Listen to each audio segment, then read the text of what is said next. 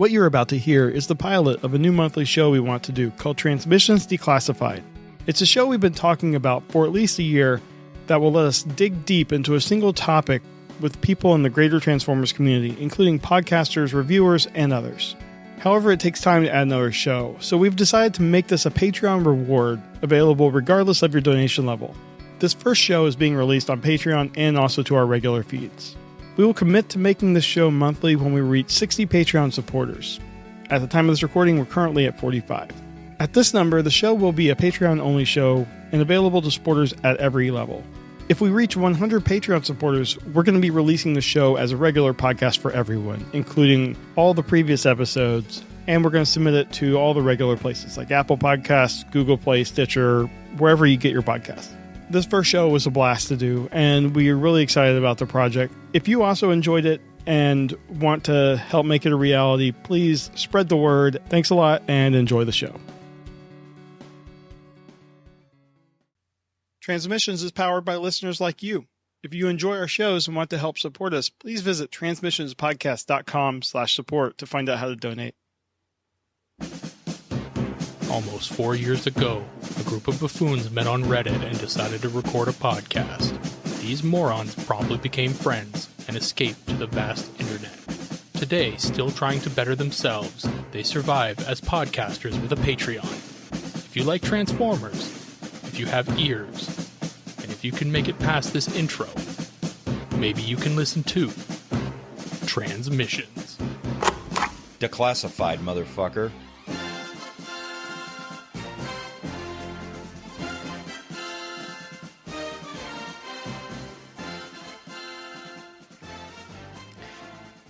Welcome to Declassified, a roundtable show from the TransMissions Podcast Network. Each show is going to have a couple hosts from TransMissions, as well as a few guests to talk about a single topic. My name is Jeremy. I'm joined by my TransMissions co-host, Darryl, the Cybertronian Beast. How are you doing, Darryl? Hey, I'm good. How are you? I'm doing great. Let's talk Transformers. Yeah, so on TransMissions, we get a lot of flack from some of our listeners about not being very fair to the live-action movies. And this show actually comes out of an idea that Yoshi had last year to kind of remedy that. That idea kind of fell through, but we thought we'd bring on a few people that are particularly hard on our thoughts about the movies and have this roundtable show to kick off Declassified and talk about the live action movies. And they're going to try to help us see the good in the movies. So joining us this week are Jason Kirk from the Podvocacy podcast and my co-host on POV, Paladins of Ultron. Hi, Jason.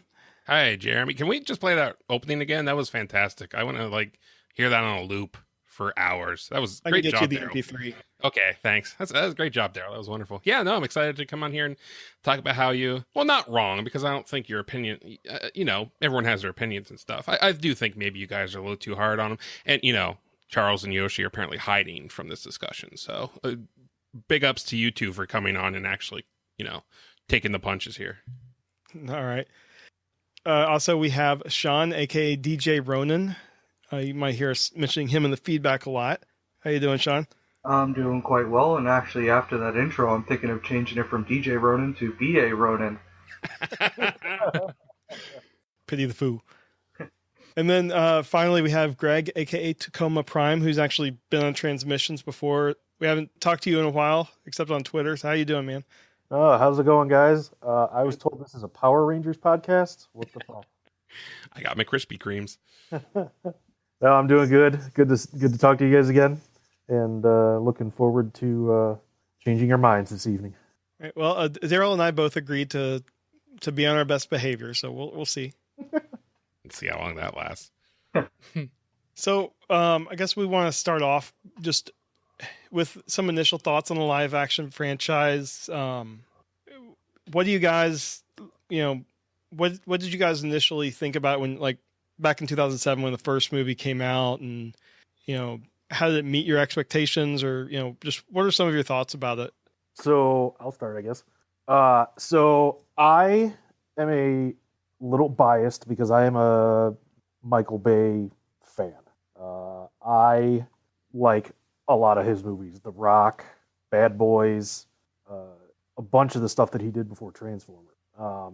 I remember seeing the first one when it came out in 2007 with my girlfriend at the time, and packed theater, no empty seats, and like the first 15 minutes or whatever where Blackout just creams the crap out of Saxon Airbase.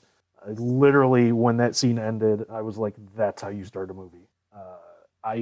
A lot of people are like, hey, I want to see other directors take on the Transformers live action universe. And I honestly can't think of another director that would be able to do it the right way. So that was my initial thought. Cool. Jason, how about you? Well, okay, so going back to 2007, I remember early on, I was actually, because, we started getting art of what we were going to get with like Prime and Megatron, and I wasn't too, first of all, I thought, wait, why does Prime have a thing on the front? He's supposed to be, is the front of his truck's supposed to be flat. So I was like the ultimate G1er when I saw those pictures for the first time. So I think it was kind of good that I had a little bit of time to have those, those designs grow on me a bit, especially Megatron, because I know they said he kind of had the helmet, but he didn't really have the helmet, but I don't know. It was just, they were so opposite of what I expected. But I think they were released long enough ahead of time that I was able to, accept what they were going to be. And then, yeah, my experience was a lot like Tacoma Prime's. I actually, at the time I worked at Circuit City, and I think 12 of us after our shift that night just went to go see the movie. And it was close, if not a packed house. And I remember at the end of the movie, everyone, the entire crowd applauded. So everyone really enjoyed it. And I remember we sat outside of theaters talking about it for a while. And, I think the fact that they got, Peter Cullen as Prime, that made a big difference. I would have preferred Frank Welker as Megatron, but having The Matrix as one of my favorite movies, I wasn't too upset that Hugo Weaving was his voice either. I thought he did a great job as that as well. So, give and take. But like I said, really enjoyed the movie. Everyone cheered at the end, and that's 2 times in my entire life I've been in a movie where everyone cheered at the end. It was that and Star Trek First Contact, which I guess just says what kind of movies I go to a lot. But it was a good experience, and I always remember that night because I went with a lot of friends and we had a really good time and enjoyed it. So yeah, and also I wasn't the biggest fan of Michael Bay. I do Armageddon, I like it for what it is and stuff like that. But early last year in February, I watched 13 Hours, which was his movie he did on Benghazi.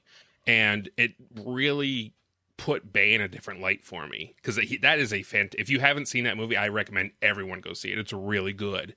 That's highly underrated. Yes. And not only, sure, it's got the explosion stuff, but the acting he gets out of people. Yeah. It's almost like it's a different director. So I know what Michael Bay can do, and maybe we'll see some of that in this new movie. But I have a newfound appreciation for him, and that's when I started going back and going, yeah, I did have fun at the first movie. I did really like Dark of the Moon. Revenge of the Fallen's its own thing. We'll talk about that later, I'm sure. But but yeah, that's just a little bit where I am with it. And going back to what, if you don't mind me saying, sure. Going back to what you said at the beginning about how, Optimus Prime wasn't a flat-nosed truck anymore. Right. And when we started seeing trailers and art and stuff, I was actually kind of glad that they weren't just rehashing G1 stuff. Yeah. G1 was, and don't get me wrong, I have nothing but the utmost respect for people who G1 is their jam. Sure. I had G1 toys when I was a kid, but that was 30 some years ago, and the fact that they updated everything to be more modern, especially with the stuff they can do with CGI. Oh yeah. I thought that was a big deal too. And to be honest, these movies got me back into toy collecting as well. Wow. So and I'm in the same boat as well. The movies definitely got me back into toy collecting. I was actually happy to see the updated designs. Mm-hmm.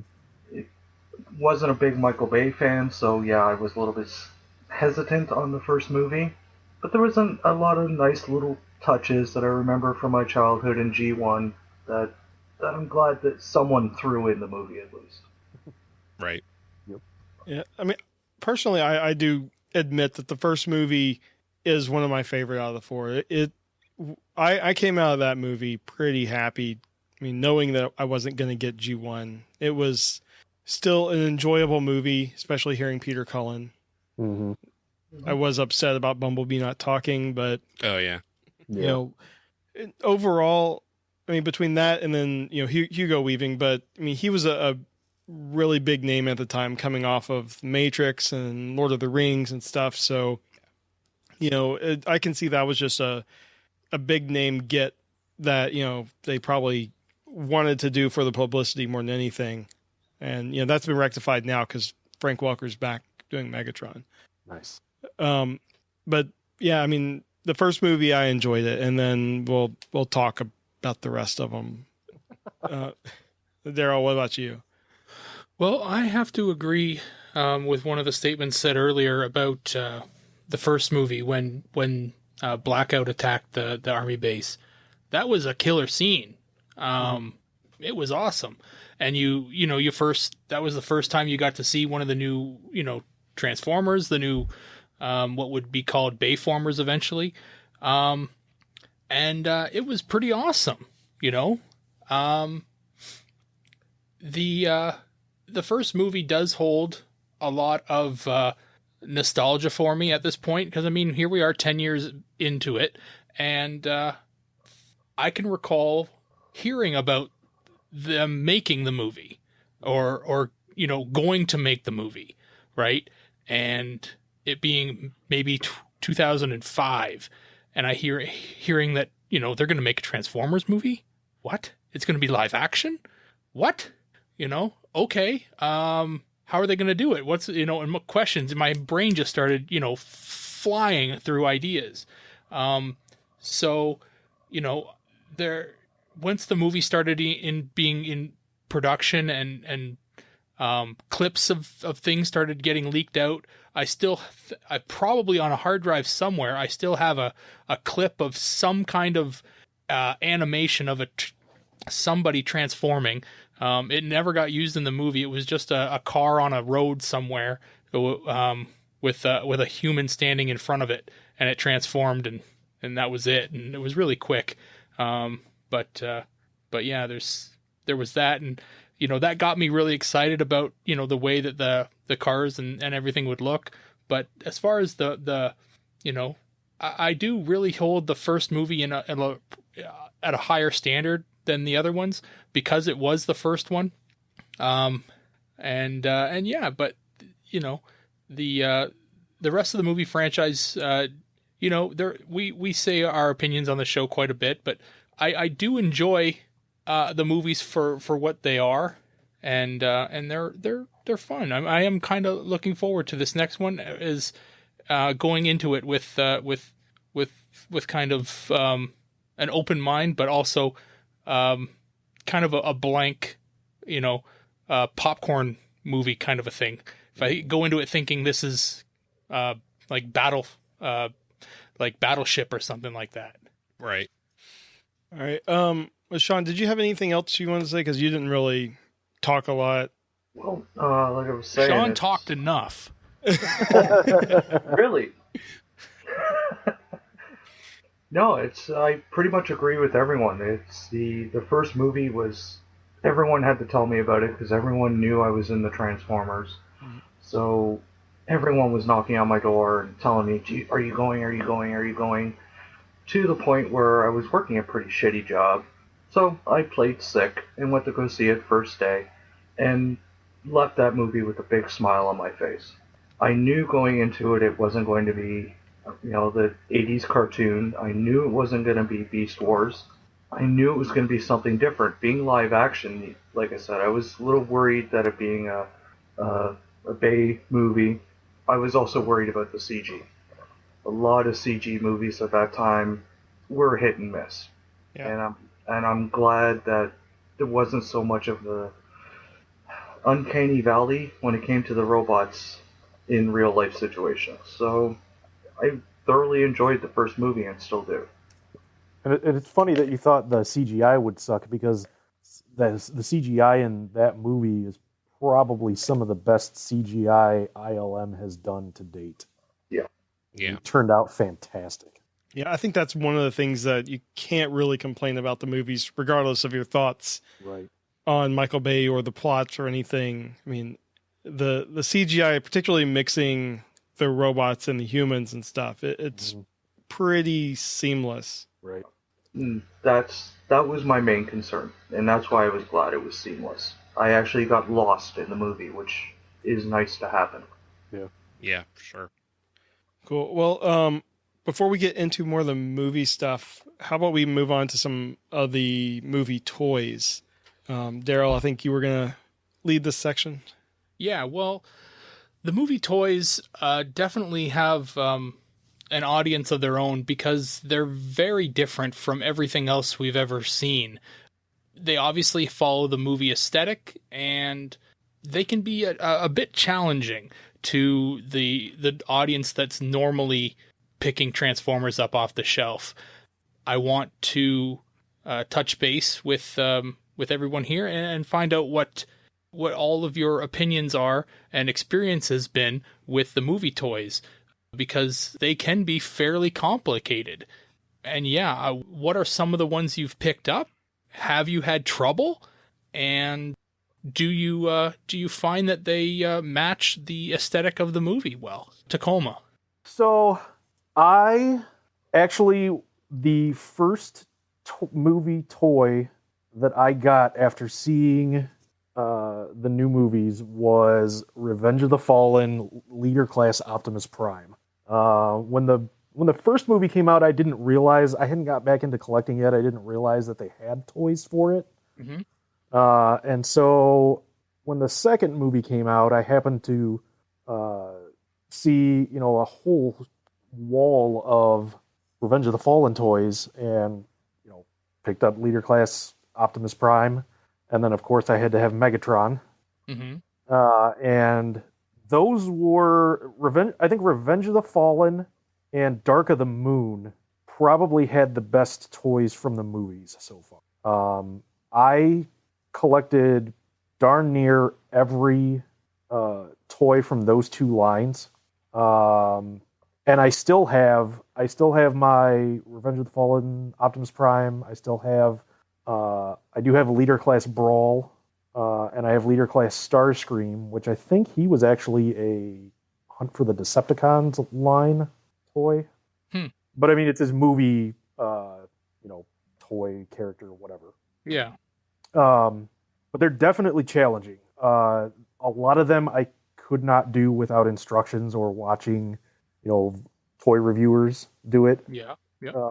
Eventually I got to the point where I could do Optimus Prime without instructions or anything. I think what Hasbro was trying to do, and this is only my opinion, I think they were trying to please kids and collectors all at the same time. Mm-hmm. Because they're toys and they're Transformers, but collectors wanted something more than, like, say, bot shots or the one step changers or whatever. And I think that was those two lines, especially Dark of the Moon. I think that was them trying to please both sets of people at the same time. Mm-hmm. They also had a hard job because the CGI animators got to cheat in the transformations. Right. And, the toy designers have actual physics they have to work with. Right. There's no such thing as mass shifting in real life. So, right. Speak for yourself. You can't just, so that was, I didn't actually get any of the toys from the last movie, only because I ended up downsizing my collection a ton. And the movie toys just, didn't make the cut. Mm-hmm. Nothing against them from what I saw. I know a lot of people were disappointed that, we didn't get a Leader Class Lockdown or, anything like that. But I don't know that I would have collected them even if I had the chance, because that line was too simplistic for me. There was hardly any paint apps. Right. And the complexity went way down. The the amount of detail wasn't as good. So for me, like I said, I have a few that I will probably never get rid of that I just really enjoy. Mhm. But again, with the new movie coming out, it looks to be the same as the fourth movie, where not a lot of paint apps. I understand they're marketing them more towards kids now, and supposedly they have the premiere edition that's supposed to be for collectors. Yes. But even those don't appear to have much more stuff in them that would get me into collecting those again. For right now, I'm only doing Masterpiece Transformers. La-di-da. Yeah, except for, like I said, those few that I have to have, like Starscream and Optimus Prime. What do you think, Jason? Well, I'm gonna be, I'm probably gonna be the odd one out here, because where Tacoma and DJ both said that they got into collecting again from the movies, I actually just bought my first movie toy ever last week. Yeah, because I enjoyed the movies. It wasn't the movies that got me into the toy collecting; it was the comics. Because I started reading, the Barber and Roberts runs, and then I saw Combiner Wars figures and Combiner Wars Prime, which I actually got and showed off on you guys' show when you guys did your Patreon show years ago. So that's what got me collecting. But I did get my first ever. It's I have two now, but my first one was the Tiny Turbo Changer Starscream. So you're welcome, DJ Ronan. He's a cool little guy. But I also got Barricade. And I got Barricade because I'm hearing really good stuff about him. And just earlier tonight, Vangelis, my nemesis from that episode I was on with him years ago, where for some reason he thinks Burger King doesn't taste good. I don't know what that man's problem is. He's Canadian. Oh, that's right. That's his problem. But anyways, he just put up his Barricade review, and just some of the poses you can put him in, especially the fan service him to put his back on is like a shield. I can't wait to rip into that toy and just start enjoying it. So I don't have a lot of experience with the movie toys. I know that, Revenge of the Fallen Prime is pretty much heralded as, a really great toy, if maybe just a slight bit too hard to transform. But that said, that Masterpiece Prime that's coming out, boy, do I like the look of that. Especially when you compare it to like that Revenge of the Fallen Prime, and how the backpack isn't as kibbly and he's not as fat around the edges and stuff. I really have my sights on that one. So as far as previous toys, I don't have a lot of experience. I've heard of the ones that like Revenge of the Fallen Bludgeon. People really like that one, and Susanu just is coming out now, which is a third party take on that. So I'm aware of them. I've seen them in stores. God knows that freaking there's still Age of Extinction toys in a Walmart half an hour from me that I still get mad at that they're there, but that was Age of Extinction for you. But yeah, I got Barricade and I'm excited to play around with them and stuff. So don't have a lot of experience, but I'm excited to get him and maybe see where I go with this line. I'm not opposed to getting some more stuff, and I am really looking forward to that Masterpiece Prime if I can somehow swing that. So cool. Sean. Yes. The toys. Believe it or not, I actually don't have that many movie toys. In my mind, the movie toys are much like Star Trek movies. Every other one is better than the previous one. One of my favorites I do have, and I sought him out as soon as he came out because he was just gorgeous, was the Leader Class Sentinel Prime. Oh, yeah.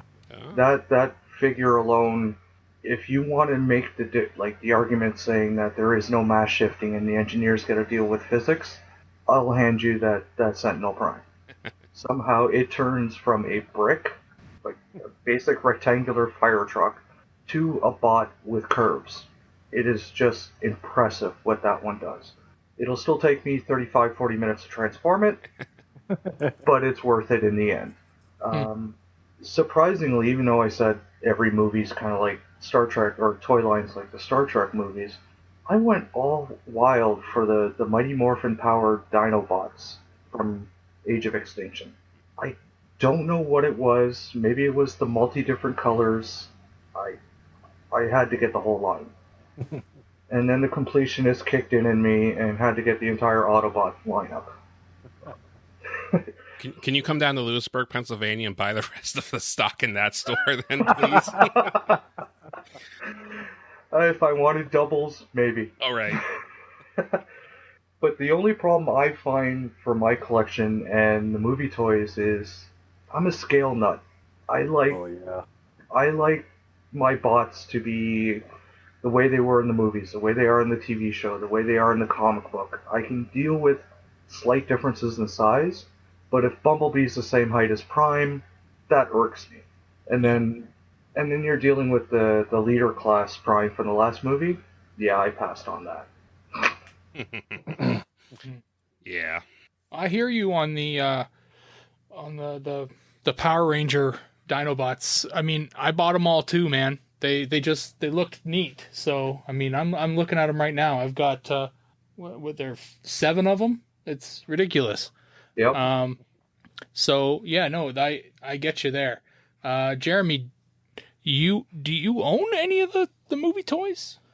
I own a single movie toy, a Bumblebee from the first movie, and please tell me it's at least liter scale. No, it was the deluxe or whatever the equivalent was. Is it the beater bee? I think it was the old Camaro, not the newer one. Yeah, the 69 or whatever. Yeah, That'd be a cool one to have. It's a good toy.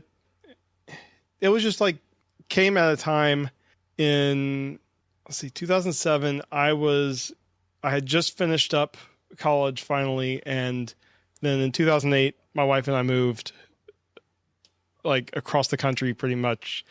So my collection kind of stopped for a little bit. So I don't know. I preferred like when the generation stuff started coming out. I was like, oh no, this is my jam.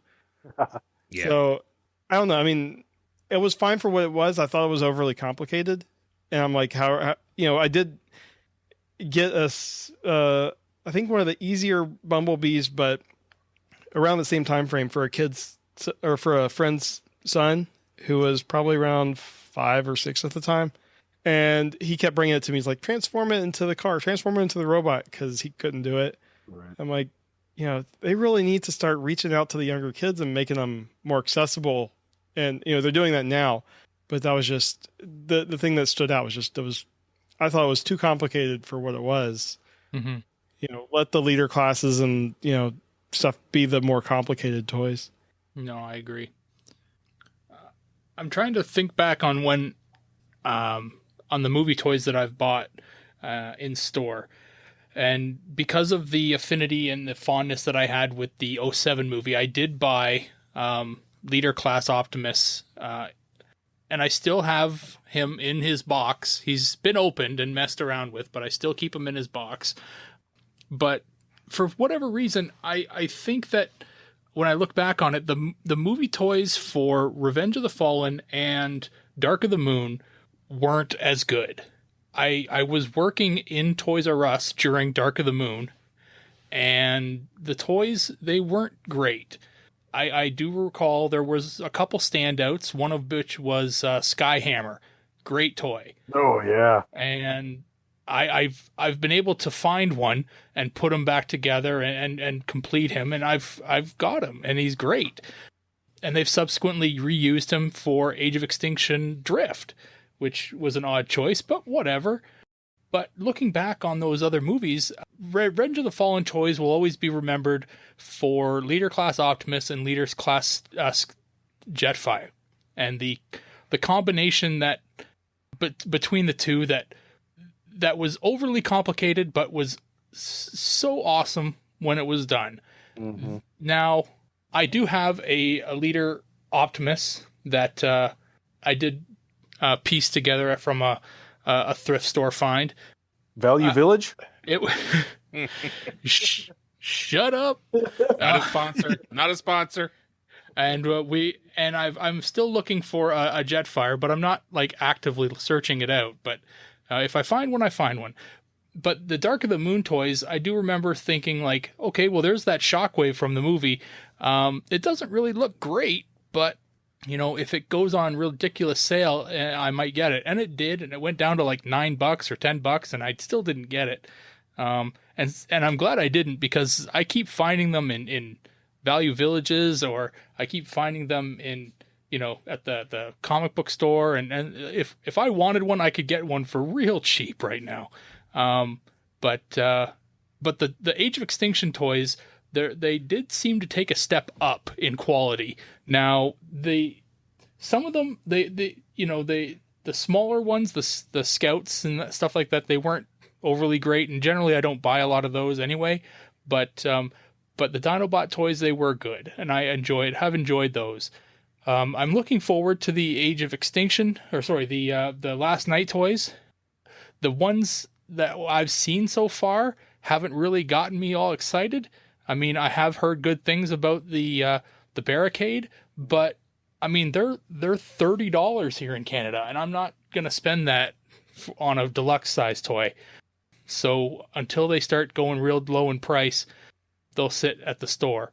Plus, it is a movie toy, which means generally people get bored of them faster, and they end up in Value Villages or the comic book store, or worse.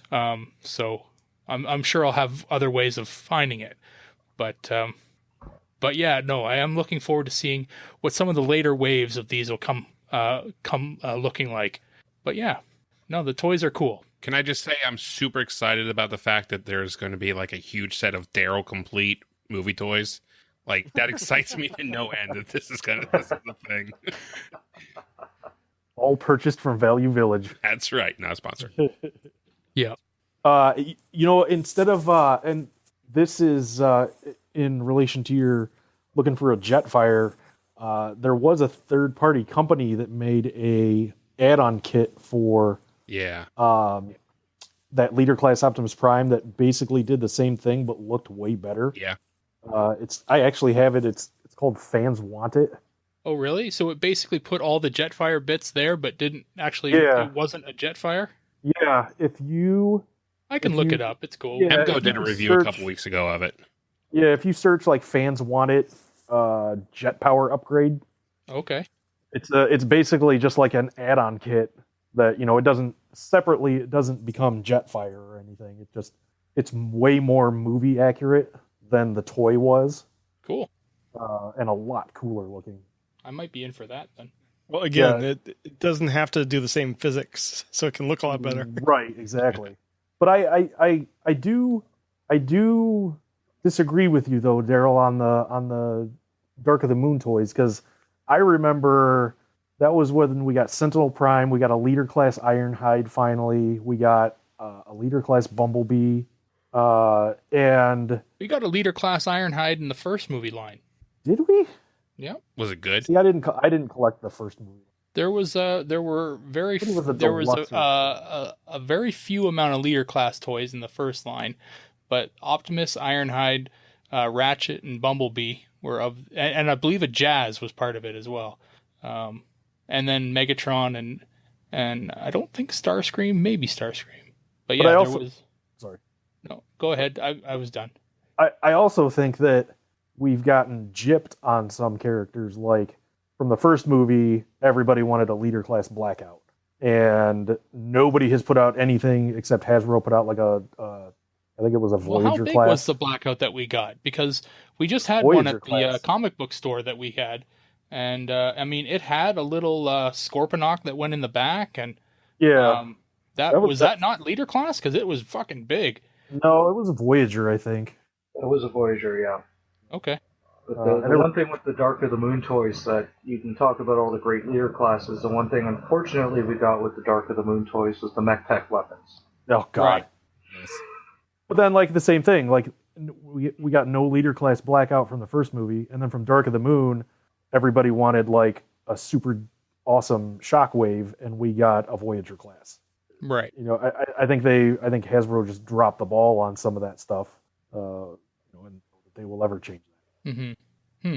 It's there's some things like I was at the comic book store tonight. I was helping out for a couple hours before I hopped on here tonight, and I put out a Leader Class Sentinel Prime, and it's missing pieces. It doesn't have his staff or sword thing or whatever the hell you want to call that weapon. But its ladder on the back is missing almost completely. It's just got the stem of whatever it was. So I mean, I priced it at $30. But the legs were like super loose. I don't know if you're able to make that thing stand a little better than that, but it was terrible. It did not want to stand at all. But no, it's a nice toy. I think I found the Voyager version was a little bit easier to transform. I understand that if you're going for a certain size class, then obviously leader class is going to be the one that you're going to gravitate to. Right. But no, I thought the Voyager class was probably a little bit better. Cool. Don't you ever disagree with me again. Oh. If I had my leader class Sentinel Prime here with me right now, I'd be too busy transforming it to disagree with you. How dare I? And I think that's about wraps up the toy section there, Jeremy. All right. Well, let's get into some of the actual plots of the movie, characters. Just, I guess, particularly like some of the changes in the characters from the classic interpretations of them or just their progression through the movies. Characters like Optimus and Bumblebee, they were pretty. We already mentioned the physical difference in Optimus going from the square cab design to the more modern looking truck design, and then Bumblebee not talking, where he was always kind of the wisecracking humor in the G1 show. But I mean, what are your opinions on them or any of the other characters? Like who did you like? What were some of the arcs that you enjoyed? Okay, so I'll start off by saying, I'll start with like what I haven't always been too fond of. The whole Megatron and the Galvatron thing in the fourth movie just fell completely flat for me. Everything from Prime saying that he could feel Megatron in taking on Galvatron. I'm like, well how? Because he said your name or something? Of course, I was always going to be against Galvatron because I didn't like the design of the toy or the fact that they all transformed by turning into little bees and then Transformium, yes. Transformium. Yeah. Transformium, shove it is what they can do. And Megatron himself, like I kind of wanted to get that the mustache twirling villain from the G1, at least a little bit of that. We never quite got it. I think really the only to me, I think the scene that sticks out the most that resembles anything like that is the end of Revenge of the Fallen, where Starscream's basically like, hey, I know you don't want to be a coward, but we should probably be a coward and get the hell out of here because we're going to die. That's like the only thing that really resembled anything from like a G1 aspect of him, especially Starscream wanting to run away. I thought Starscream, I just watched Revenge of the Fallen yesterday, and I thought Starscream was more of his classic G1, kind of plotting and conniving. And, yeah. I thought he had a lot more of that than he definitely did in the first movie. Sure. And let's see. And yeah, like Shockwave, I never, like his design never really got me or anything. As far as like Bumblebee and Optimus and them. So Bumblebee, he does talk a little bit at the end of the first movie. You're like, oh, okay, now he's going to talk. And then he never really talks again. Apparently Ratchet is the worst medic in the world. It's a good thing that Lockdown ripped out his spark because he's obviously useless. Yeah, way to start the movie too. Just like, no, don't kill characters. And yeah, Bumblebee's nothing. Bumblebee has been kind of relegated to like a really big version of R2-D2. He beeps and he bloops, and he helps move the plot along to an extent. So, but really, what it comes down to me is Optimus, and I know that I don't think it's intentional. But back when I first started hearing, I think it was Vangelis actually started talking about how we're slowly seeing Optimus's descent into like madness. And granted, it sure seems from the trailers in this movie that it's going to be forced upon him that he kind of goes a little off the farm, if you will. But I mean, we have been seeing this descent from like, and Prime has gone to, you know, trying to do the right thing, you know, freedom is the right of all sentient beings, stuff like that, to, wow, boy, you humans really don't give a shit if we help you. You're just gonna try to kill us, aren't you? To blowing a hole in Frasier, to, you know. And while, again, I don't think it was the original plan, you can see the arc and you can see that it does kind of make sense. Like, and I can think of at least one Transmissions host that's head's probably spinning hearing this, but like the humans treat them like shit. They treat the Transformers like garbage, even the good ones. And that's going to do something to you, you know? Yeah. And it makes sense. Like, sure, Prime's still going to fight for us, but you know what? If you're a dick to me, maybe I step on you. I don't know. It's just a thing that might happen.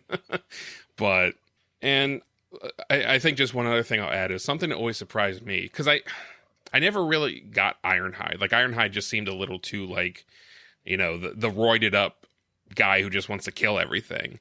But in the third movie, when Sentinel kills him, like, that sucked. I was sad for that. Mm-hmm. So, you know, these movies do have the ability to make you to feel something for these characters.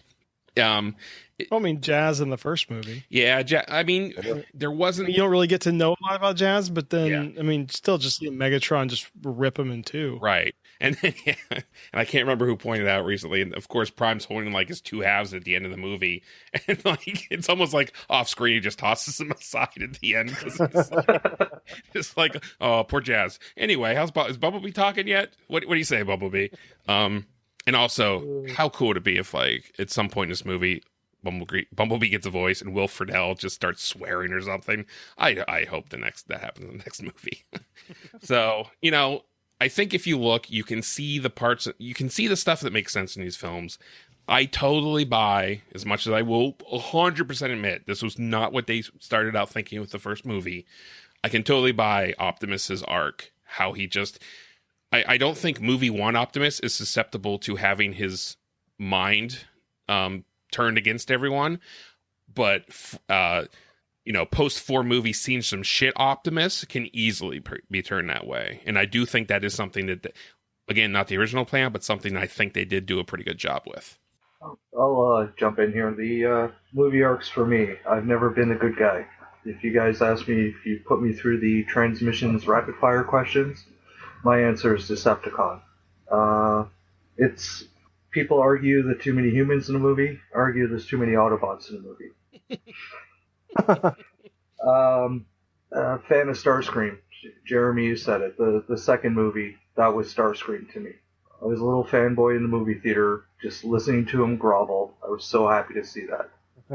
And then Shyla takes him out with a grenade. Right in the eyeball. Yeah. So, I feel to me, the Decepticons arcs sometimes make sense, but it's a popcorn movie to me. So, that's where I see it. But, no, to me, yeah, you spoke about Murder Prime. And, yeah, I can see the humans, like, Prime's all, I'm here to protect you, and humans are like, okay, but we got this. No, you don't. Nope. I mean, I would say even in like the beginning of the second movie when Bumblebee kind of destroys the Witwicky's house because, you know, all the little toaster formers. Yeah, yep. the toaster formers and stuff. Lendertron. And then Sam is like, you know, kind of batting him on the head like a scolded dog. He's like, get back in the garage and stuff. I'm like, he just saved your life. Be a little, you know, appreciative. Mm-hmm. Yeah, the humans are shitty in these movies. It's pretty just how it is. Yep. Except for pretty much Cade and Epps.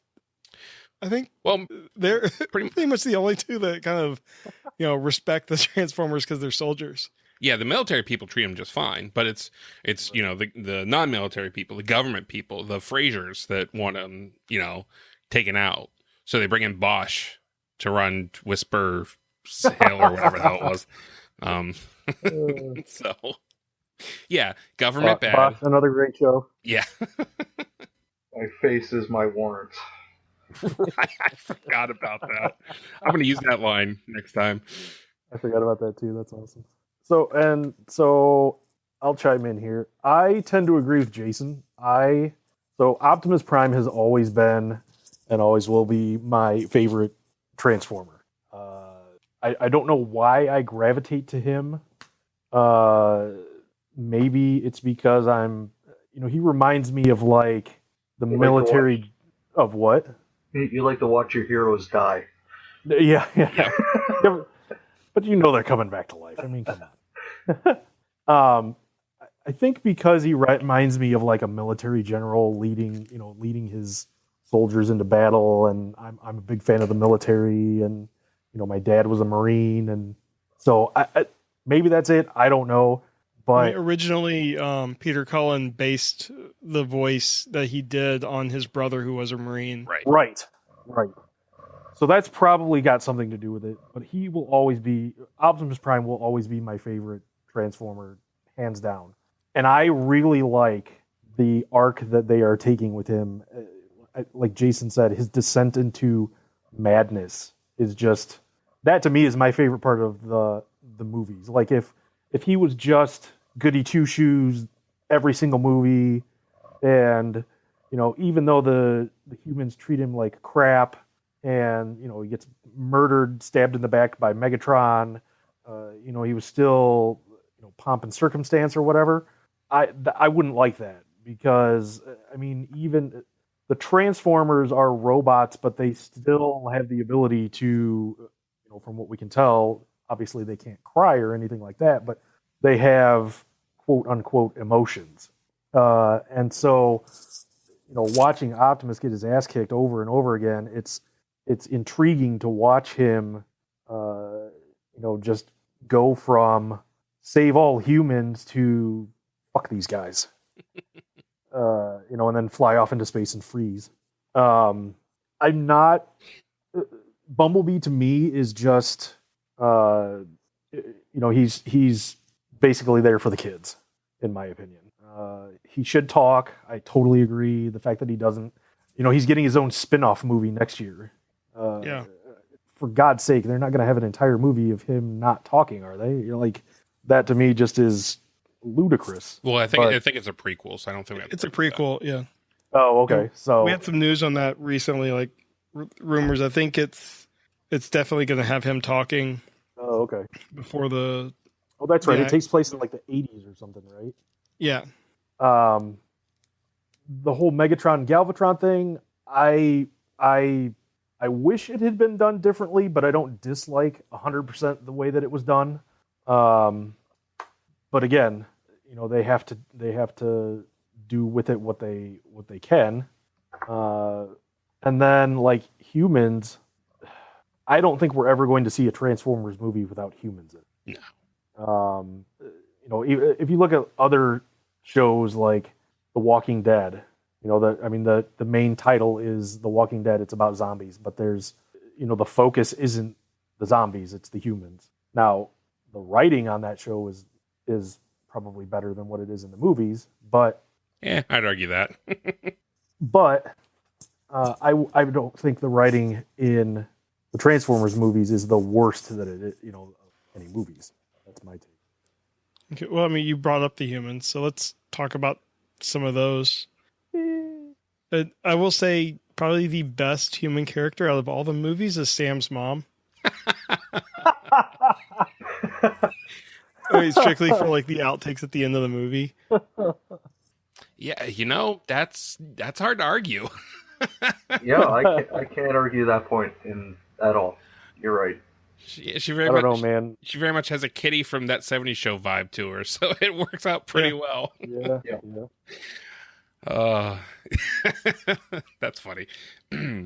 But I mean, I enjoy the soldiers. Yeah. And particularly Epps, because I can't remember the actor's name. Tyrese Gibson. Yes. Tyrese Gibson, yeah. He actually seems to really enjoy being in these movies, and I think that comes through. Oh yeah, he let's see, he wasn't in Revenge of the Fallen, right? He was. Which one was I he think not in? I think he's Dark been of in the all Moon. of them. No, he Has wasn't he in been in all of them? Yeah, I don't think either of them were in the last one. Oh, No. Okay, so yeah, so the fourth one, when he wasn't in that, and then now he's going to be in the fifth one. He loves these movies. Like I follow him on Twitter or Instagram. I don't know what. And he talked about how he, not begged, but like petitioned Michael Bay to, write him back into this movie because he had so much. He said he had so much fun on the other ones that he wanted to be in it. So. just needed something to do. No, man, he's got Fast and the Furious. Yeah, I remember I went to the BotCon 2011 before Dark of the Moon came out, and like they brought him out on stage for something, and you could just tell he just loved it. And you gotta give them credit for that. I mean, the actors that really do, like, I think even Mark Wahlberg, I think he gets it on some level, and he loves the action movies and just like being able to have something to associate with his kids. Yep. Sweetheart, hand daddy his alien gun. That's one of the best lines ever. Yep. I think I found a transformer.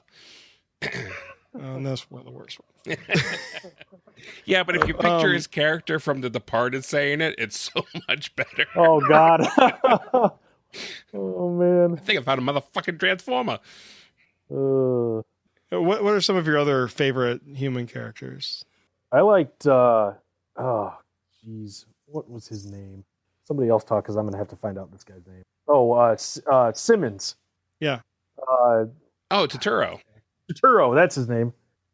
He's one of my favorite actors. Like ever since I saw him in Oh Brother, Where Art Thou? Mhm. Yeah. I've been a huge fan of his, and like he was comedy gold for me in the movies. Yeah, I think he always kind of has the unfortunateness of he was the one who had to deliver the line about Devastator's ball. yes, being underneath the Yeah. the target's Scrotum. scrotum. Yeah. Standing Which beneath I'm the enemy's sure- scrotum. He's like, that just had to be like, I've been in Coen Brothers films. He's But a also- critically acclaimed actor, and I got to say this line about but he did it. And I'm To his not- credit, there was a writer's strike at the time. Yes, the lauded Yeah, writer's because didn't Bay finish the script? Yeah, I think he would have had to Yeah. because a writer couldn't do it. Right. Yeah, the writer's strike happened at about the same time Jetfire transported them all to Egypt. Yes, and Yeah. right about the same time, Shia broke his hand in a motorcycle accident, I think. Yep. Yeah. So yeah, that was I mean, there's reasons for why it's not the best of the movies. But yeah, I mean, as far I don't know, like I swear, and I'm stealing this line from the riff track guys. I'm pretty sure that Shia LaBeouf was paid by the syllable for as much as he just rounds around going no. So, but I did like him in the movies and stuff. And Sam's parents, they're good comedy relief. Any animal in the movie is just there to hump another animal, so that's not usually the best thing. But the Mojo. small transformers are there to hump other people. right. But I mean, the fact of the matter is, like, these movies get good actors. Sure, Shia LaBeouf's a little crazy. Oh, Dude's yeah. a fucking great actor. Wahlberg and like I made the comment earlier, but like, is it Titus Welliver? I think is his name, the Bosch guy. Like, Yep. dude's a good actor. Like, they good actors for this stuff. And Frasier. yeah, well, yeah, one of my favorites. Sir Anthony Hopkins is in the new one. Yeah, I mean, he's and from one of the greatest actors that's ever lived. Right, and he doesn't even seem like he's phoning it in. Which, Right. if there was one person you'd think just gets the call to be in a Michael Bay film, it's like, yeah, whatever, I'll buy my next villa in France with it or whatever. But no, like, dude seems the real either that or the trailer's got the best take out of him or something. So, but at the same time, I'm listing a lot of characters. I don't think any of them stand out as like super relevant or like life change. Honestly, I think I would put Simmons as like at the top just because his character is a good mix of a character that's integral to the plot, but also really good comic relief when it needs to be as well. I'd have to agree on the Simmons. Yeah, he's pretty much the only human character integral to the plot itself. He's the only one that seems to drive it forward. And he did have Alan Tudyk as his German driver in the third movie, which... I forgot about that. Yes. Oh yeah. Which, every time I think about that, I just think, I want to watch this again. Alan Tudyk is the bomb. He is. His name is about having two penises. It's fantastic. Oh yeah, it is. I didn't even notice that. It's like a leaf on the wind. Oh, man. All right. Well, I mean, you've mentioned a few of the things already. Like Optimus's arc and the criticism that some people have given, like me, about Murder Prime and stuff. But and you gave a good justification on how you can see, and I can admit, going into, I guess, the third and fourth movies, I was going into it expecting, okay, I understand the second movie had its problems. There was a writer's strike. Things are going to get better, going to get back on track. And I think I just had really high hopes for them, and I was disappointed. With this next movie, I'm going into it. I know what I'm going to get. I know it's not going to be G1. I know, we're going to get, very clearly we're going to get an Optimus Prime that is falling to the influence of mind control or whatever. And, I'm just going to go into it knowing what I'm going to get, and I'm going to enjoy what they give me. But, what are some of your comments on, some of the other criticisms of the movie? I mean, with things like Transformium, like we mentioned, I mean, there are clear places that you can admit, it's like, what the fuck moments on the screen. Yeah. I mean, I even said earlier, not a fan of Transformium, and the whole seed thing, and the, and there's weird stuff like the last movie, Lockdown, his dogs, his Transformer dogs, like that's just a weird thing that doesn't really, I mean, it's there for like a scene. Michael Bay probably just pictured, I want a scene with like these dog things on wires and they're coming after the people, so I just made up the dog things. Like, I'm not going to defend these movies as like, these aren't Oscar worthy, but you have to, if you can't look at most movies nowadays as just popcorn films, yeah, I don't know how you go to the movie theaters. Like, you just have to look at them as like, they're there to entertain. You have to turn off your brain a little bit. And there's some, and that's not like saying you have to turn off your brain. Like, nobody means like you have to, like you're an idiot. Sure. No, like, absolutely. You just, yeah. Like one of the best shows on TV right now is Better Call Saul. And it's a very smart, very well written TV show. You still have to kind of turn off your brain a little bit, because there's some things that happen that there's really no way that they're going to happen that way. It's just, that's part of entertainment. Now, people like to hold up Revenge of the Fallen. If anyone has ever heard my podcast, anytime I bring up the prequels to David, he immediately shoots back Revenge of the Fallen to me. So we have our little back and forth about that.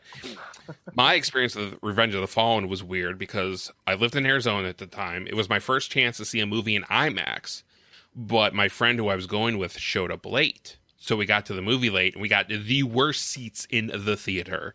You couldn't see very much, and you couldn't hear very well. So when Mudflap and Skids and Mudflap and Skids, is that? Yeah, Skids and Mudflap. Right. Skids and Mudflap. So when they come on the screen, like, I didn't get the whole, I thought they were being portrayed as like stupid rednecks. I'm like, well, okay, that's weird, because I was in a part of the theater where I couldn't see very well. It was like, I think second row all the way over to the right side. So that is not a good place to see an IMAX film. And sound-wise, the sound profile of a theater isn't set up that right either. So I heard him as like Hicks. Like, I couldn't hear anything. You should have just walked out and asked for a later. I should showing. Absolutely. You are 100% correct about that. So like, so when I got the movie, I'm like, why are people so upset about this? Like, were people really that upset that it was a bunch of? I'm like, oh, that's what those characters were trying. Oh, okay.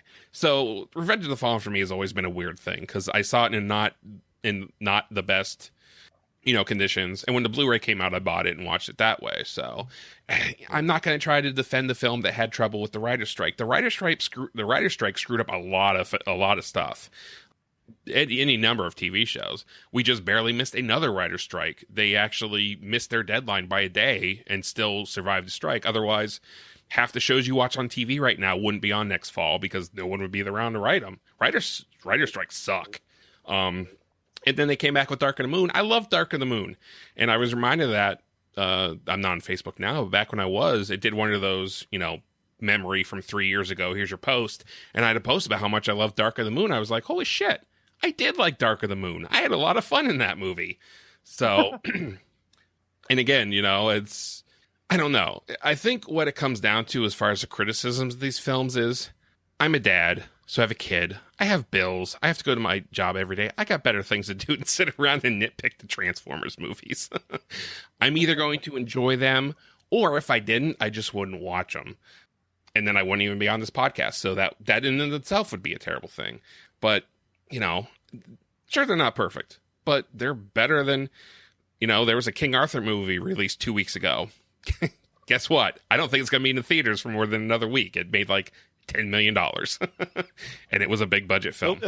For whatever they are, they're not the Gem movie. No. Oh, God. The first movie to ever be pulled in less than 2 weeks by the distributor, I think.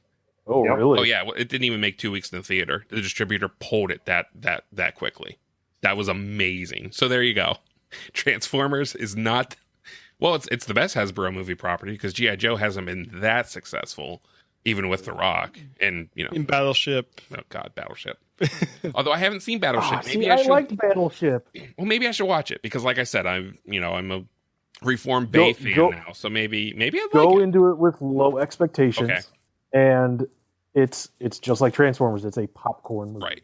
And, like I said earlier, I would have a little more than a year ago, I would have thought Michael Bay just makes movies with explosions. They're either fun or they're not. And then I saw the 13 Hours and I went, holy shit. Michael Bay can make a movie with heart and he can make a movie that will make you, okay, fine, I'll admit, I freaking cried. Okay, I cried when I watched the movie, so fuck y'all, I don't care.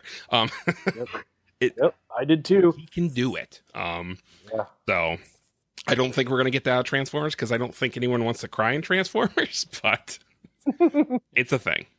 Sean, do you have any comments on the criticisms?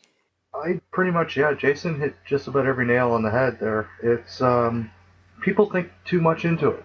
I mean, everyone that I speak to about the movies that aren't a huge fan of them, they always go back to the 86 animated movie. They always go back to the G1 cartoon show.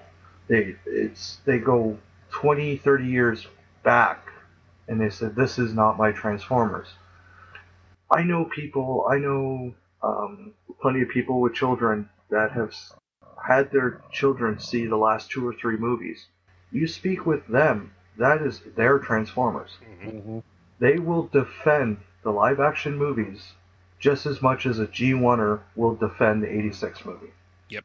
And I love the 86 movie too, yeah. Yeah. So that's what And if you go back and watch the 86 cartoons, like, the writing in them isn't any good either. Oh, no. No. I mean, it's crap. Yeah, and there's nothing wrong with wanting a movie more based on G1. You just have to understand, if I'm a writer and I'm trying to go back to G1 to make a movie about it, I'm going, what the fuck were they doing? Yeah, I mean, if you look at Dark of the Moon, one of the things I did like about it is they took some plots from some G1 cartoons, kind of mashed them together into the movie. You got like Megatron's Master Plan, and I can't remember the others, but it was like, I think 2 or 3 episodes that they, took ideas from. Yeah. I don't think that a lot of the G1ers, and I say this knowing I'm pretty much one of them, want a movie based on the G1 cartoon. They want the characters to look like the G1 characters, Or to act. or to act. Yeah. If you had reshot the entire first Bay movie and all of the characters looked like the 86 movie or the 80s TV show, but in CG, then I think you'd have a lot different of opinion. It's possible, but I mean, we'll never see it, so it's hard to tell. I mean, I kind of relate it to back when he was about to direct the first Iron Man movie. Crap, how'd I just whiff on his name? Jon Favreau. He said, I don't want none of this CGI bullshit. I want a guy in a suit. So they're like, okay, we'll make a guy in a suit, and we'll make a CGI so you can compare him and just so you're sure. He's like, okay, fine. So they showed him 2 screen tests, one with the guy in a suit and one with the guy with the CGI. He said, see, that CGI shit is bullshit. And the guy goes, that's the practical suit, sir. The CGI was the other one. So you always, and again, you bring up a very good point, Daryl. I would have loved to seen frickin' Flat Truck Optimus Prime in that movie. Would it have looked right given what they were trying to do? I don't know, but we'll never know. But it's something, unfortunately.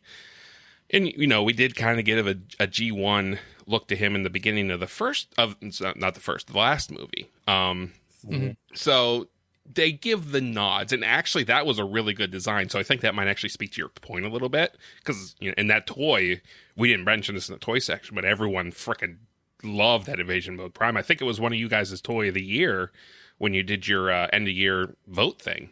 So yeah, you might actually have a really good point there. Maybe we could have seen a little more G1, but it, unfortunately we'll never know, because they're definitely not going to go back and do that. So Right. But then on the flip side of that coin, so Optimus Prime as the flat nose semi was cool. How cool would Ironhide have been if he was like a Vanagon? Instead of the GMC whatever 5500 he is or whatever. Only if he transforms a head. You bring up my big gripe with the current movie franchise, and I'm not going to go into all the story plot holes and all the the humans get more screen time than the robots and all that.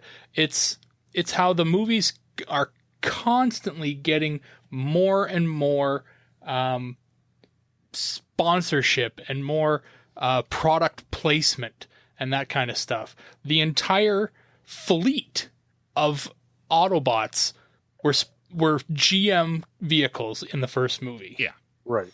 I believe it lasted through to the second movie, and then they lost the GMC. Kind of had their belly went up or what, and they had lost the sponsorship because they couldn't afford it. And then all the other vehicles kind of, all the other car companies kind of got their nose in there for the third movie. I can't remember which movie that happened on, but that was essentially what happened there. Yeah, you're right. But now you're getting all these other companies getting in there, and it was no more worse than it was in the last movie, where every time you turned around, there was something else being shown in your face during the scene. But that's Transformers. That's not exclusive to Transformers. It's not exclusive to Transformers, no. But I think it seems to be getting worse. And yes, you're right. It isn't exclusive to Transformers, but Transformers seems to be making use of it more. Whereas, people complained about the Guardians of the Galaxy movie because they were sponsored by Dairy Queen. And a Dairy Queen appeared in the movie twice, and it was part of the plot.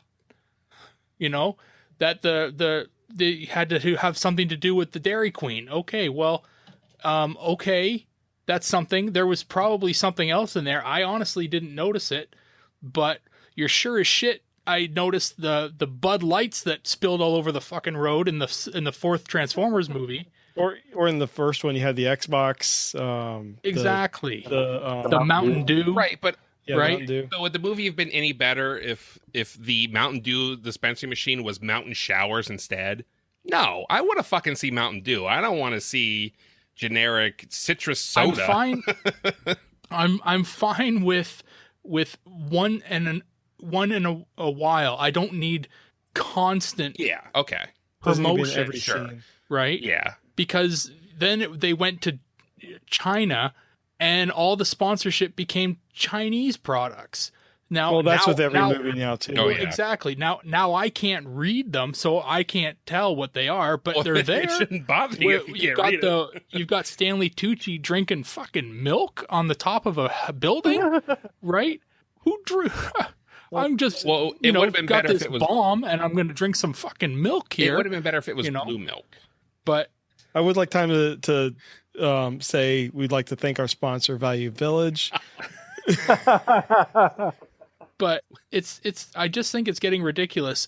And I mentioned it on one of the episodes of Alt Mode that we recorded, that I have been making a bit of a tally as to all the products that seem to be coming out with Transformers Last Night sponsorship deals. And when I go see the movie, you bet your ass I'm taking a little checkboard with me and check every time the fucking Schick razor comes up. And I shit you not, it seems like from the sponsorships that I've seen come up, I shit you not, there's going to be a scene in that movie with somebody in a bathroom with a shaver, there'll be some fucking shampoo, and there'll be something else, some other bathroom, condiment in there, because there's at least 3 or 4 Transformers sponsorships with regards to bathroom utensils of some you're probably kind. gonna have someone like Somebody shaving their will be in a face, and fucking then bathroom. the razor turns into the robot. As long as Squeaks is the one shaving, I am perfectly okay with it. Ridiculous. It's absolutely ridiculous, and it's getting out of control. Yeah, and I won't. They should be argue paying that. us to go see this movie now. Well, by the amount of money they're getting from these other companies. well, I mean, they're paying. I mean, the money goes to like IOM and stuff like that to create the bots and stuff. And I'm not gonna argue on that. I can't believe how much you're defending this. Well, that's the whole point of this show. Exactly. Yes, Yeah. I'm doing my job. Thank you. But look at the movie. The movies, obviously, they're doing something right, because every movie does better than the previous movie dollar-wise. Internationally, yes, not domestically. Total, overall. Thanks to the whole China thing. I mean, from the last movie, yeah. Yeah, the last one made over $1 billion. I mean, it's in like the top Sure. 10 or whatever of all-time grossing movies. Right. So obviously, whatever they're doing is working, and you can like I had said, it's not exclusive. I saw the new Power Rangers movie in the theater, and it was the same thing.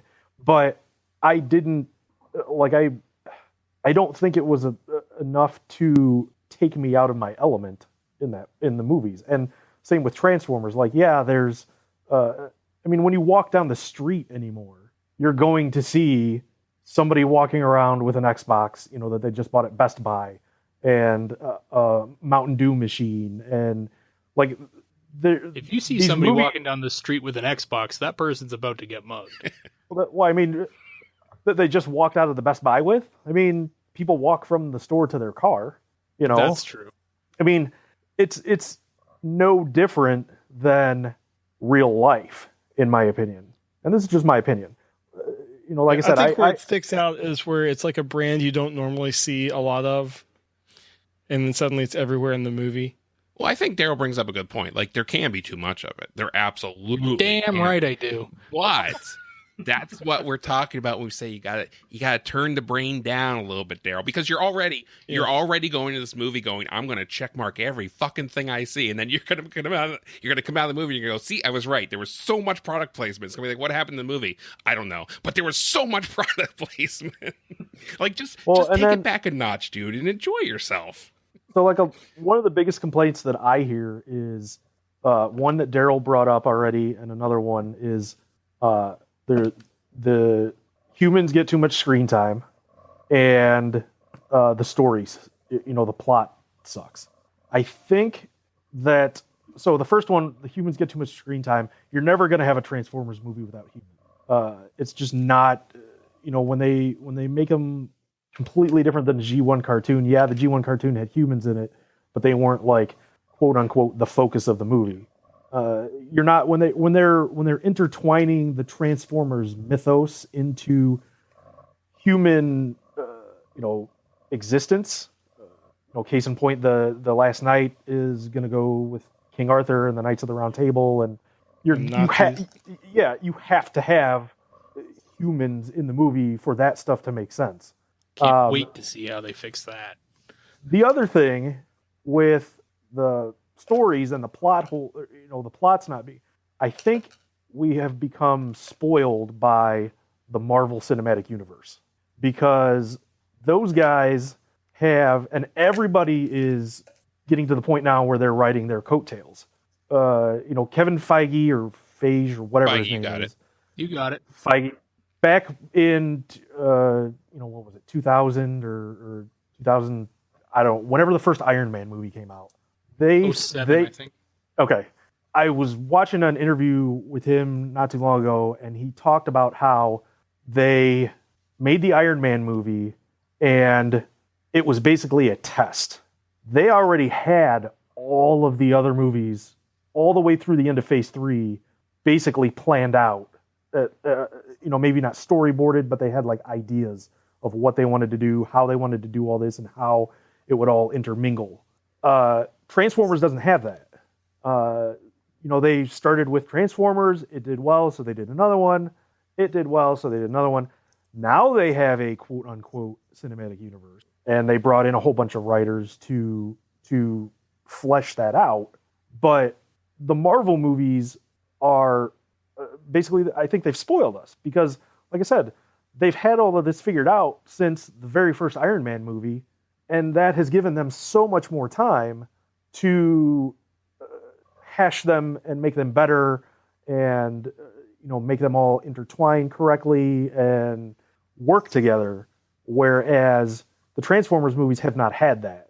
So that's my... Yeah, no, I agree with that. Yeah. Marvel definitely did it right. Of course, Disney had to do it right because they paid so much for Marvel that if these movies didn't make money, they were fucked. And it wasn't until the Avengers had that great opening weekend where they're like, oh, we might actually make our money back now. Right. And like even DC Universe now is doing the same thing. Yeah. But again, they just started with Man of Steel was the first one. Yeah. But that was hard. That was just a few years ago. And so when they finally decided they wanted a quote unquote cinematic universe, it's in its infancy, and it's, like I said, Marvel has had so much more time to make all of that happen and make it happen correctly, whereas these other properties haven't had that. The other part of that is Michael Bay is not a director that is going to direct, like Jason said, with the exception of 13 Hours and maybe The Rock, in my opinion. He's not going to direct a movie that's going to win any Oscars. It's not going to win an Oscar for story. It's not going to win an Oscar for directing. It's not going to win an Oscar for... The only thing his movies are going to ever win Oscars for are biggest explosion and special effects. And best curves on female bodies. And sexiest female at the MTV Movie Awards. There you go. But I'm okay with that because that's the kind of director he is. Directors are like bands, in my opinion. Bands find their niche, and that's what they do. Michael Bay has a niche. It's making big budget action movies with huge explosions, hot chicks, and lots of sci-fi and military. James Cameron, another one. Not so much the explosions, but he's sci-fi. Now he's nothing but Avatar. Yeah. You look at Martin Scorsese. Every single one of Martin Scorsese's movies, for the most part, is mafia or New York, gangster kind of stuff. So, you can't, at this point, with all of the movies that Michael Bay has made, you can't go in and realistically expect that the best thing about these movies is going to be the plot. Right. Yeah. It's just not gonna happen. And that's where I agree with Jason, where you just have to go in and turn your brain off isn't a derogatory term. It's just don't expect a whole bunch of character development and don't expect the perfect plot, but expect lots of eye candy, whether that be Michaela's butt or, explosions and Transformers fighting each other. I think that's kind of where the point I'm at now. I'm going in expecting a popcorn action flick, and if I get anything more than that, I'll be happy. But Transformers, ironically, this has been in the fandom for years, but it's been known Transformers fans are some of the most resistant to change, which True. Is stupid considering the whole nature of the fandom, or the what we're fans of. The toys are always changing. Change into a truck. Right. change into a monkey. Truck that monkey. Or as the toy I just got with the subscription service, a monkey truck. Ooh.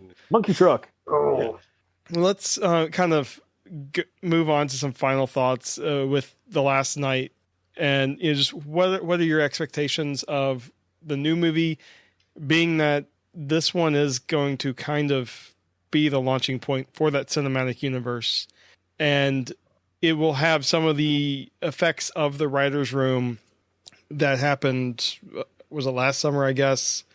So like some of those ideas that will be seeding the future cinematic, like the future movies that they put out, things are going to be seeded here, even if it's not like a big plot point in this movie. So what are your expectations going into Last Night, and then I guess future movies as well? I'm hoping they bring in some more Transformer characters, because like the last movie, we didn't have a lot of Autobots and we didn't have a lot of Decepticons either.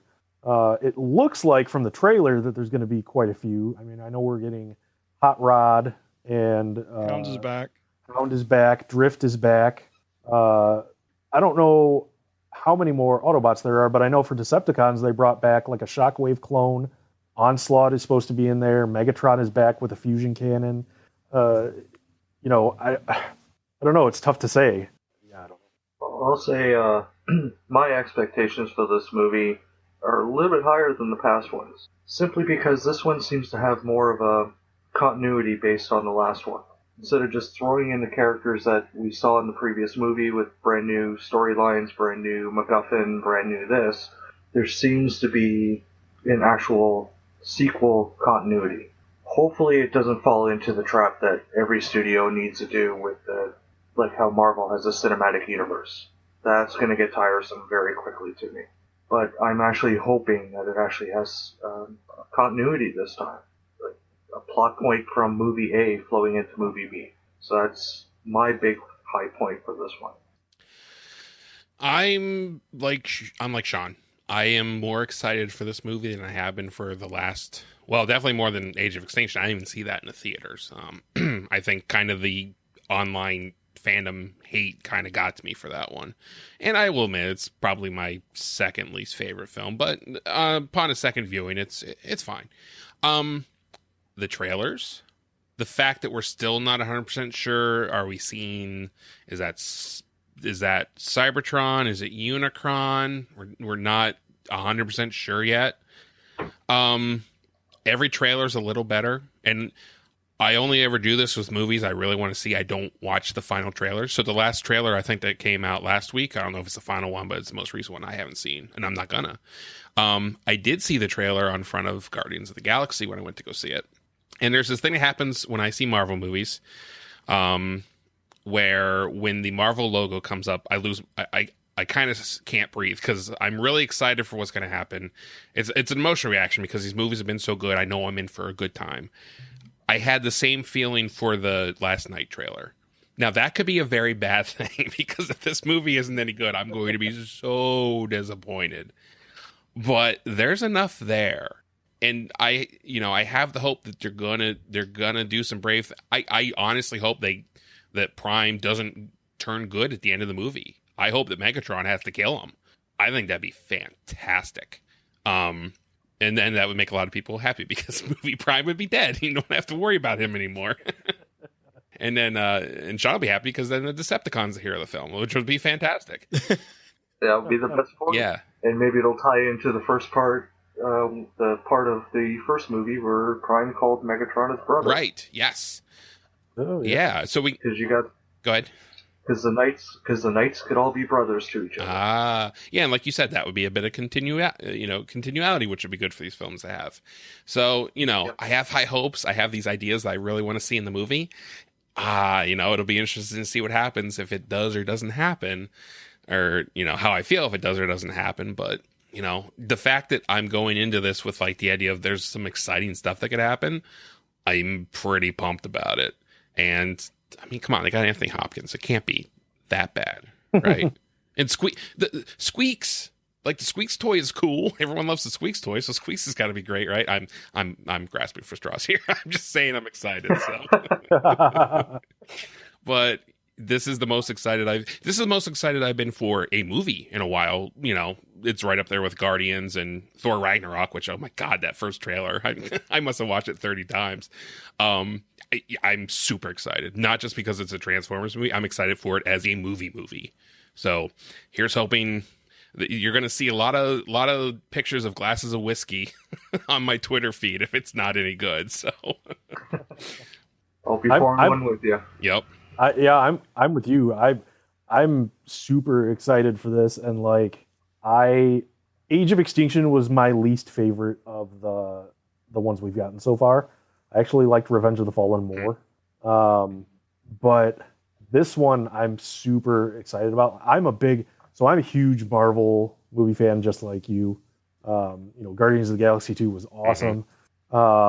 I did see the trailer in front of that. But I've stopped watching movie trailers basically because they give away too much of the movie in the trailers anymore. Well, and to Last Night credit, I don't think they're giving away too much in these trailers, which is nice as well.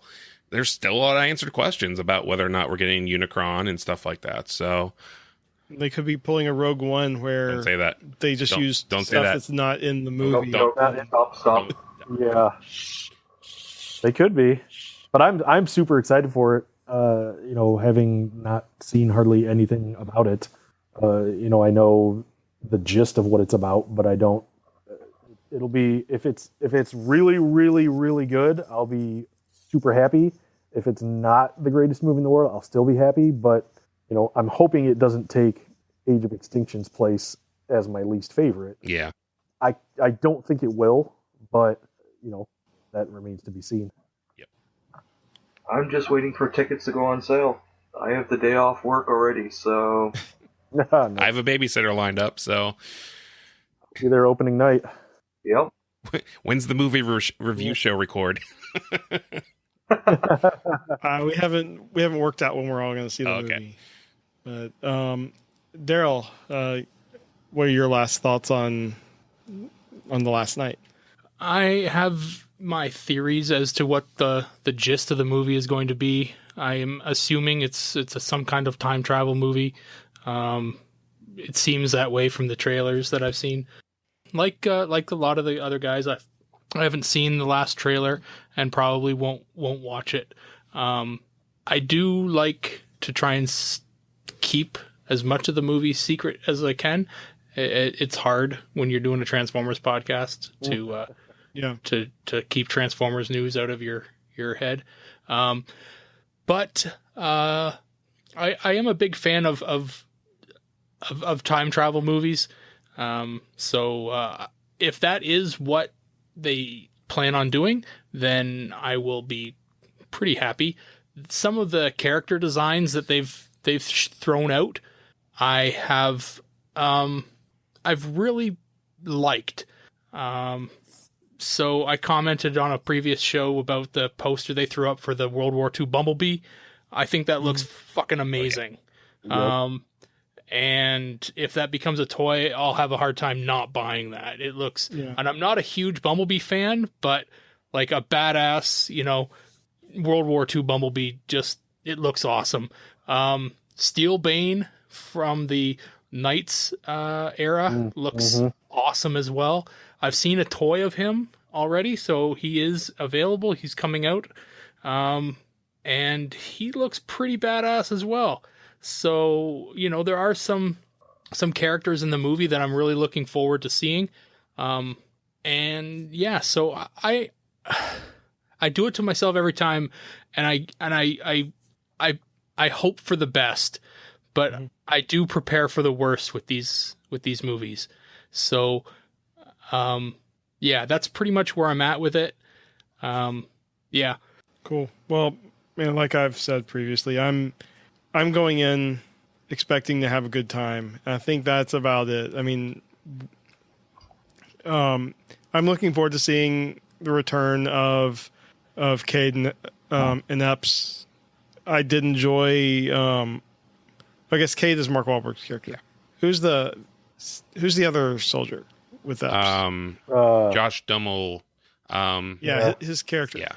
Well, I'm looking forward to seeing him and Epps again, and Mark Wahlberg, Cade. I enjoyed him in the last movie. I enjoyed Hound. John Goodman was really fun to watch. So I'm glad he's back. And I'm just, one of the things that we saw in one of the recent posters was Bumblebee with a hammer. I'm wondering if they're going to bring in things like the Forge of Solus Prime, some of the 13 Prime stuff that has been kicking around the last few years. So, if I get some more of that kind of lore stuff mixed in with an action movie, I'll be happy. So, I guess if no one has any other comments, I will. I guess we'll wrap this up. Give everyone a chance to plug themselves. That doesn't really sound right, but Dirty. We'll give everyone a chance to promote themselves. Where can we find you on Twitter? Stuff like that. So I guess we will start from the bottom of the list and go up. Sean, DJ Ronan. Well, you can find me on Twitter mainly at The Real Ronan. Don't know what more to say, but you'll see me post a ton of photos of whatever bots I pick up or put in strange poses. Yeah, and you also hang out in our Discord chat a lot. So, if you haven't yet, check out our Discord chat, and it's a fun place to hang out and talk about whatever. And Patreons get to listen to live recordings of the show when it actually works, which it didn't tonight. Sorry, guys. Yeah. All right, Jason, who I mentioned before, you can find him on Podvocacy and on POV, Paladins of Voltron, also on the Transmissions Network. So where else can they find you? Yeah, Jason S. Kirk on Twitter. I'm also on Instagram and sometimes on Snapchat. I don't do too much on there, but maybe someday I'll get better about it. I don't usually put my characters in weird poses like Sean does, but you may see me make terrible jokes on Twitter, so you can look forward to that. Cool. And Greg, Tacoma Prime, are you still doing your YouTube stuff? I haven't done one in a long time. I actually was thinking about getting back into that. I'm on YouTube. It's Mr. Tacoma Prime. And then I'm on Twitter quite a bit, and that's just at Tacoma Prime. Feel free to follow me. I love to talk about pretty much anything. Toys, Transformers, sci-fi, technology, politics, whatever you're fancy. So yeah. Cool. And Darryl, Mr. Cybertronian Beast, who can't fit all that in Twitter.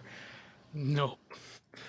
Yeah. No, I hang out with Jeremy twice a week, and we make podcasts together. Sweet love. It sounds like it in your ears, doesn't it? Hell yeah, baby. You can follow me on Twitter at Cybertron Beast. I'm also on Instagram now. Why? I don't know. Are you still doing YouTube reviews? No. No? I haven't done them in like 2 years. Okay. I keep getting asked to do them. So, if I can come up with some space to do some in this new house, then I'll do one. But no, I haven't done one in a long time. I remember you did them, and I hadn't seen one forever. No. Sorry, I didn't mean to interrupt. He got stuck doing the podcast, and that redirected all of his energies. Yep. That's what happened. But no, I do that, and yeah, you'll see me on Twitter quite a bit, ranting and raving about this and that, but mostly Transformers. I do like to talk Transformers with mostly anybody. So if you've got a question or query about toys in general, either I'll help you answer it or point you in the direction that you need to be in. So if you have like a single gun from a Transformer and you want to know where it goes, ask Darryl, like, where'd this come from? And he'll be able to tell you. I'll help you. Buy it off you. Yeah. He needs to make his Darryl complete toys. Yeah, That's right. I do that. All right. And you can find me on Twitter at yakko.org, YKK0DOTORG. And also, like I mentioned, the Discord chat. You can find me and Darryl there all the time. And TransMissions is on Twitter, TRNSMISSIONS. We are also on Instagram, Facebook. And we are on Patreon, which is one of the reasons we can do extra shows like this is thanks to our Patreon supporters. And you can go to transmissionspodcast.com/support and find out all about that. We have great tiers. If you're going to TFCon, we're trying to figure out something to do with the Patreon supporters that are there. I don't think we're trying. We figured out what we want to do. We just need to know how many Patreons will be there. Right. Yeah. So we have a few. I think Sean is going to be one of them. So, I'll be there. It'll be a fun time in Canada land. Sounds like a hell of an orgy getting planned. Oh, boy. Hey.